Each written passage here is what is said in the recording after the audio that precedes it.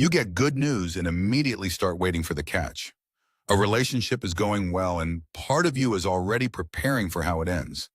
An opportunity arrives and before you've decided whether to take it, your mind has already mapped out every way it could fail. Something good happens and instead of feeling it fully, you find yourself scanning the horizon for what it's going to cost you. And you call it realism, practicality, the mature refusal to set yourself up for disappointment. Because from the inside, it doesn't feel like negativity.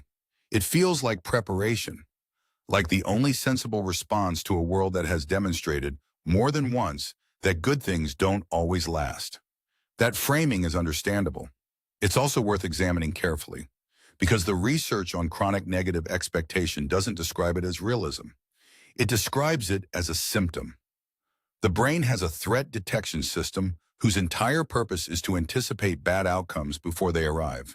In genuinely dangerous environments, that system saves lives. But in ordinary life, in relationships, in careers, in moments that are simply good, that same system keeps running. Not because the danger is real, because it never learned it was safe to turn off. Psychologists call this anticipatory anxiety, a pattern where the mind chronically projects threat onto future events, regardless of the actual probability of negative outcomes. And its defining feature is that it feels indistinguishable from rational thinking, because the threats it generates are always plausible. The relationship could end. The opportunity could fail. The good thing could be taken away. The catastrophizing mind doesn't assess probability. It treats possibility as probability. If it could happen, the brain prepares for it as though it will. But anticipatory anxiety has a function that goes deeper than threat detection. For a lot of people, expecting the worst isn't just about preparing for bad outcomes. It's about never being caught hoping. Hope requires exposure. It requires allowing yourself to want something fully, to believe something good might actually happen, to let the outcome matter before you know what it is. And for a nervous system that learned early that wanting things leads to disappointment, hope doesn't feel optimistic. It feels dangerous. So the mind develops a solution. Expect the worst, and you can never be blindsided by it. If the relationship ends, you already saw it coming. If the opportunity fails, you were never foolish enough to fully believe in it. Psychologists call this defensive pessimism, the use of negative expectations as an emotional buffer against the full impact of disappointment. And it works.